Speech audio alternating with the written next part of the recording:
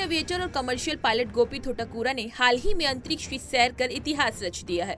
गोपी भारत के पहले space tourism बन गए हैं। भले ही वो अमेरिका में रहते हैं, लेकिन उन्होंने भारत का नाम रोशन कर दिया है। साथ ही भविष्य में बाकी लोगों के अंतरिक्ष के सैर सपाटे के द्वार भी खोल दिए हैं। आपको बता दें, गोपी थोटाकुरा ने अंतरिक्ष की सैर का मजा लेने के लिए 19 मई 2024 को ब्लू ओरिजिन नाम की कंपनी के स्पेस क्राफ्ट में उड़ान भरी थी। ब्लू ओरिजिन उन कुछ प्राइवेट कंपनियों में से एक है जो अंतरिक्ष में घूमने की चाह रखने वाले लोगों को ये मौका देती है। इस पूरे सफर में टेक ऑफ से लेकर लैंडिंग तक सिर्फ 10 मिनट लगे। इस दौरान स्पेस क्राफ्ट धरती से लगभग 105 किलोमीटर ऊपर तक पहुंच गया था।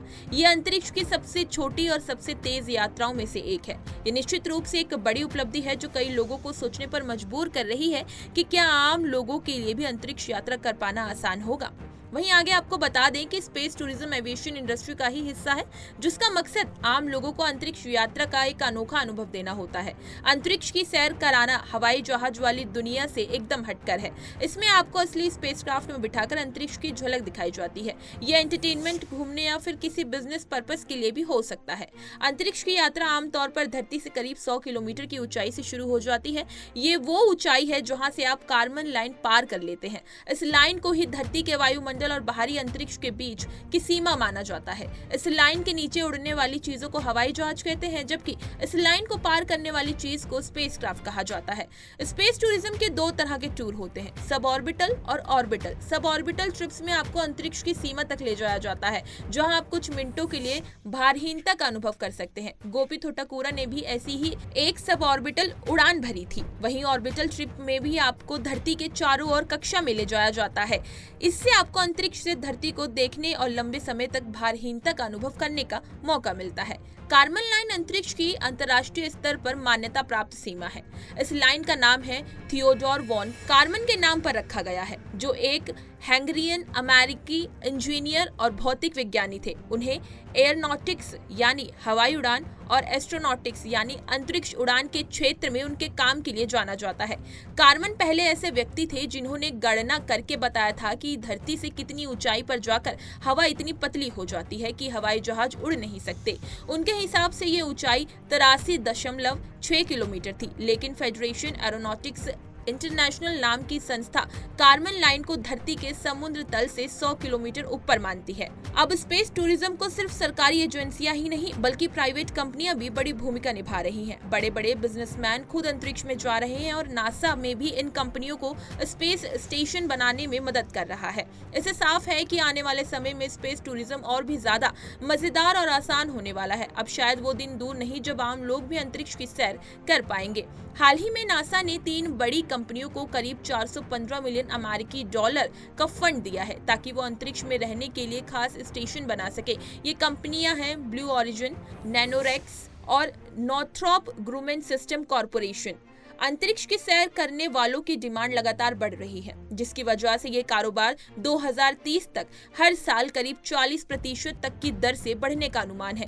साल 2022 में दुनिया भर में अंतरिक्ष पर्यटन का बाजार 695.1 मिलियन डॉलर करीब 5,700 करोड़ का था, जो 2030 तक 8,659.2 मिलियन डॉलर करीब 71,000 करोड़ तक पहुंचने का अनुमान है। अभी तक छोटी अंतरिक्ष उड़ानों यानी सब ऑर्बिटल का ही बोलबाला है। 2022 में पूरे बाजार का करीब 49.3% हिस्सा इसी सेगमेंट का था, लेकिन आने वाले समय में पूरी कक्षा का चक्कर लगाने वाली उड़ानों यानी ऑर्बिटल में सबसे ज्यादा तेजी आने की उम्मीद है।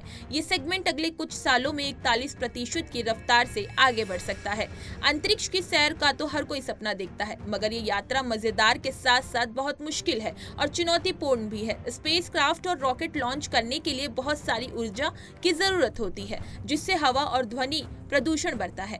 ये प्रदूषण जलवायु परिवर्तन को बढ़ावा दे सकता है और वातावरण को भी नुकसान पहुंचा सकता है। जैसे कि आप जानते हैं कि प्रदूषण तो वैसे ही बहुत बड़ी समस्या है और स्पेस टूरिज्म इस समस्या को और बढ़ा सकता है। दूसरा, अंतरिक्ष यात्रा के लिए सख्त सुरक्षा नियम बनाए गए हैं, फिर कोई न कोई गड़बड़ी होने का खतरा हमेशा बना रहता है। अगर कोई दुर्घटना होती है तो उसके परिणाम बहुत भयानक हो सकते हैं। अंतरिक्ष में जाने का मतलब धरती से बहुत दूर जाना, जहां तुरंत मदद मिलना मुश्किल हो सकता है। अभी स्पेस टूरिज्म इतना महंगा है कि आम आदमी तो इसे दूर से ही देख सकता है। ये सिर्फ अमीरों की पहुंच में है।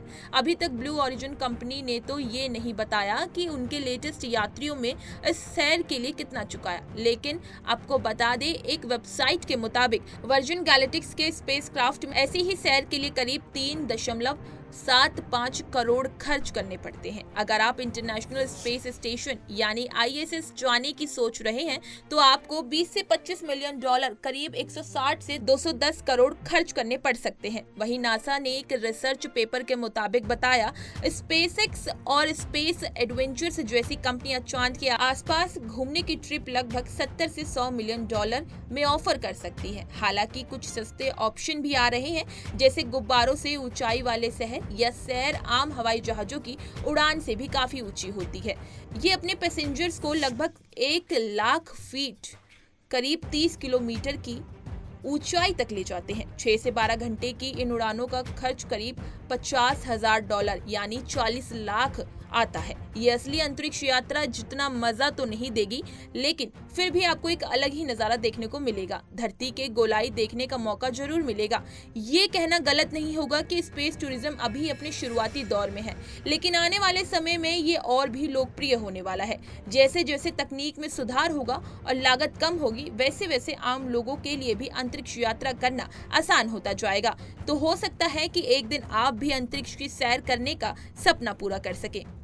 इसी तरह की तमाम खबरें और अन्य अपडेट्स के लिए बने रहिए हमारे साथ और देखते रहिए punjabkesari.com।